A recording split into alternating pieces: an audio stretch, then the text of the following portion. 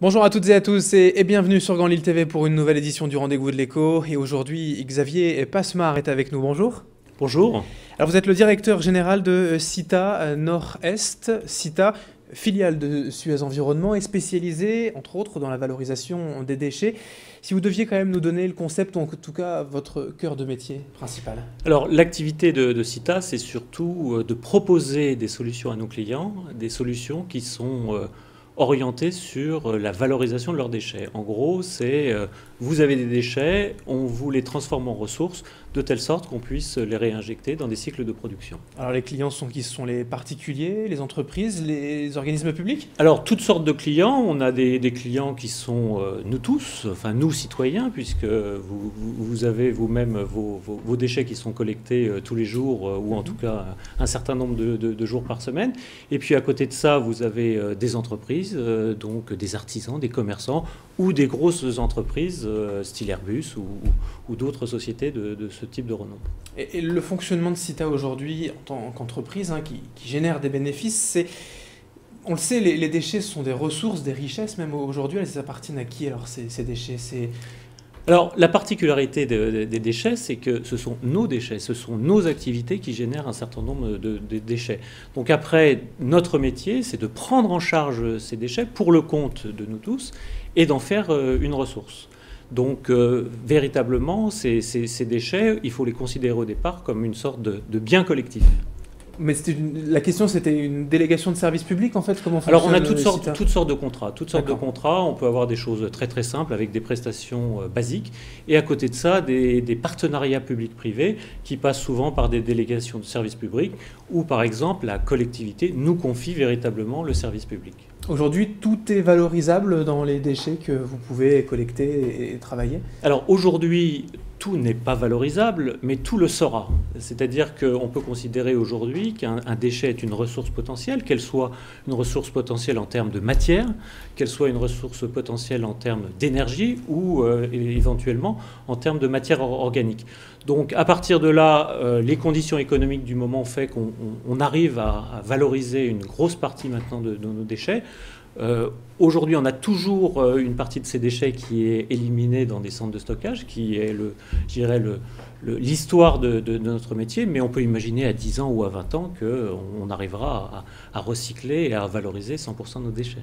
Mais alors pour cela, il y a beaucoup de recherche, de développement, de R&D pour justement trouver les solutions pour améliorer le recyclage? Tout à fait. Il faut arriver à trouver des solutions, il faut avoir des idées, il faut se poser toujours la question de savoir, avec ces déchets, comment je peux en faire une ressource.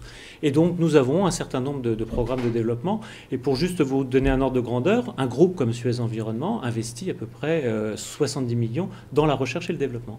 D'accord, c'est très économie circulaire, troisième révolution industrielle finalement. Oui, on est complètement dans cette logique-là. On cherche à développer ce qu'on appelle des boucles locales de valorisation. Valorisation parce qu'on essaye au maximum de valoriser ces déchets. Boucle parce qu'on est dans l'économie circulaire, c'est-à-dire qu'on réinjecte des déchets dans le cycle de production. Et local, parce qu'un des enjeux qu'on a, c'est de le faire sur des territoires.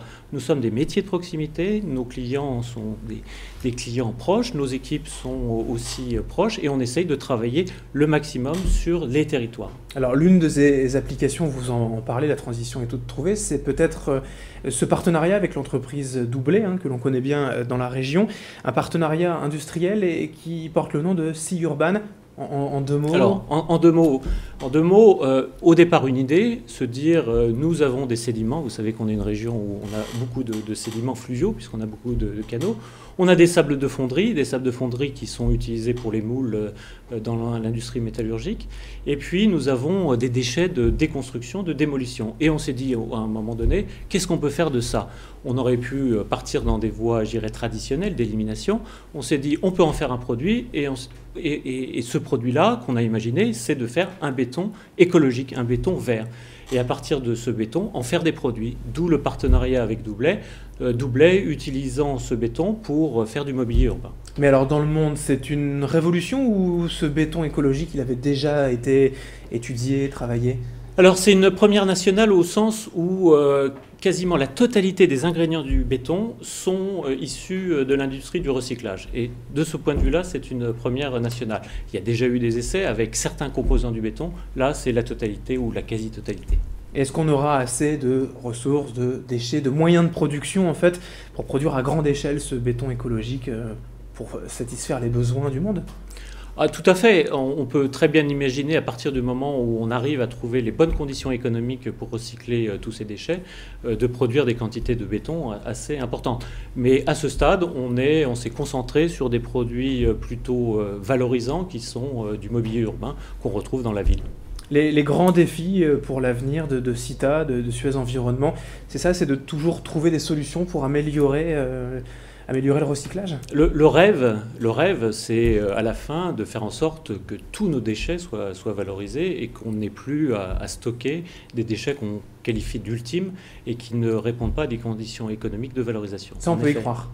Ah oui, tout à fait, tout à fait. Eh bien, en tout cas, merci de nous donner donc ce message. Et puis, merci à vous, donc, Xavier Passemard, d'être venu sur Grand Lille TV. Et je rappelle que vous êtes le directeur général de Cita Nord-Est. Merci. Je vous en prie. Merci à vous de nous avoir suivis pour ce rendez-vous de l'écho. Dans un instant, l'information continue sur Grand Lille TV.